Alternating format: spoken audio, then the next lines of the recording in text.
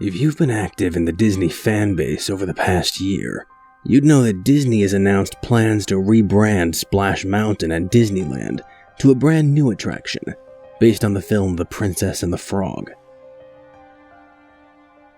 While this has been touted as a way to bring Tiana and therefore diversity to the parks, some of us, people like myself who have worked on the ride, had a feeling there was a different reason for the change.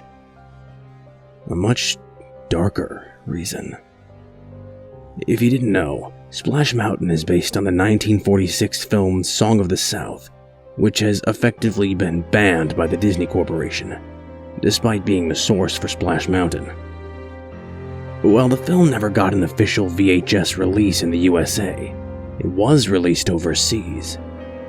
Since it never got a release here, the only way to watch it was in a movie theater, which only happened twice, on a foreign release, or a bootleg copy of the movie. One particular bootleg was smuggled in from Japan in 1990, the year after Splash Mountain opened, by a cast member named Remus George. Remus was on a trip with his school when he smuggled the tape out of a small market and was confronted by the owner for the theft. Eventually, the owner decided to let Remus go with the tape, but without Remus's knowledge, put a curse on it, one which was designed to bring about the downfall of any thief. Upon returning to the US, Remus and his two friends watched the tape in his dorm. One of those friends recalls that the film seemed to have an effect on Remus, and he could be heard whistling songs from the movie during his shifts at Disney the day after watching the tape. This was odd, since Remus had before been a very quiet individual, but his behavior changed even further. Remus worked in Fantasyland, usually at the Matterhorn. However, in the days after viewing the film, he would either leave his post early or skip his shifts altogether.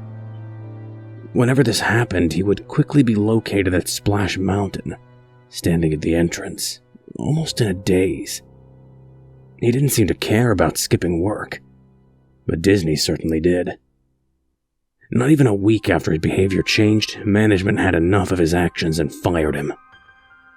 Despite being fired, this still didn't change his obsession with Splash Mountain. He still stood by the entrance daily, never going on the ride. One day he actually managed to get on the ride, but was so overjoyed at the sight of the animatronic Song of the South characters that he jumped out of his log and tried to join them on the bank. Unfortunately, he jumped out right when his log was going down one of the drops, and he was flung onto the bank at the bottom, killing him instantly. While Remus's death was ruled an accident, the two friends who had watched the movie with him had a feeling it had to do with that tape. After all, he had only started acting odd after watching it.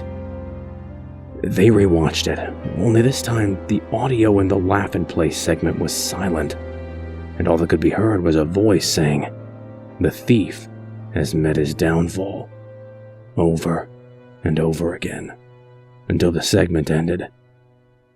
And the two left Disney shortly after. All seemed back to normal until 1992, when 25-year-old Michael Nelson got off Splash Mountain claiming to have seen one of the Brer Rabbit animatronics on the side staring directly at him, while singing, "How do you do, mighty pleasant thievin'? How do you do, soon we'll be a-meetin'." Michael was so unnerved by this, he tried to leave the park, but was eventually found by the night crew in the laugh-in-place section of the ride, lying on a fiberglass mushroom. He had taken his own life, while writing the word Remus in his blood on the walls of the scene. That wasn't the end. By the end of 1999, the ride's 10th anniversary, over 100 people had reported hearing disturbing cries of "Remember Remus" and disturbing laughter throughout the ride. Park officials had no explanation for this phenomenon, other than to lie and tell the guests they had been hearing a test audio effect that had recently been installed. Eventually, a priest was called in to inspect the ride for spirits. The priest was so shaken by what he found that he ordered Disney close the ride immediately. There was something that no person should be exposed to on that ride, was his answer. Something not of this world. Disney obviously refused to close the ride, so the priest thought of a plan. Drawing a cross and holy water on a mushroom in the attraction, a light was ordered to be left on the mushroom at all times to keep the spirit at bay. This brings us to 2004, when I started working on Splash Mountain. The first night I was doing my walkthrough, my supervisor Tom told me the whole story of Remus and the light on the mushroom. I thought he was kidding. After all, workplace ghost stories aren't exactly rare. I figured this was just Tom pulling the new guy's leg. We were about to leave the laughing place section when Tom called into the dark tunnel. "I left a light on for you, Remus." He then turned to me and said, "Always leave the light on for Remus." I made pretty good on that promise, until about 2 years later, when, for whatever reason, I forgot to leave Remus's light on. The next day, a child climbing out of his log slipped and got his foot caught between the log and the shore, causing his foot to be ripped off when the log suddenly moved. Every night after that, I made sure to leave the light on for Remus. Over the next few years, every now and again, some intern or college program student would forget, and an incident would always occur the following day. Charles Davis fractured both of his arms leaping out of a boat during an evacuation.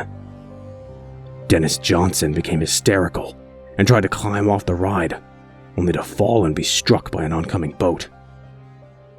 Zoe Fanny managed to get off the ride vehicle and climb a fake tree, eventually falling and breaking her back.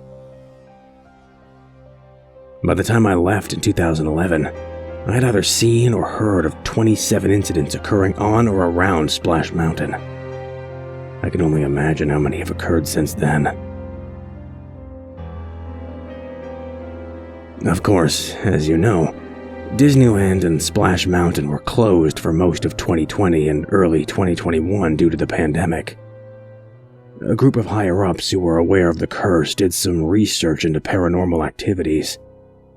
They found out about the connection between Remus and Song of the South, and deduced that was what was dragging the ordeal out. Nobody knows when Disney will actually go through with removing the Song of the South theme. It could be months, years, even decades. Until they do, I only hope that whatever cast member closes the ride leaves a light on for Remus.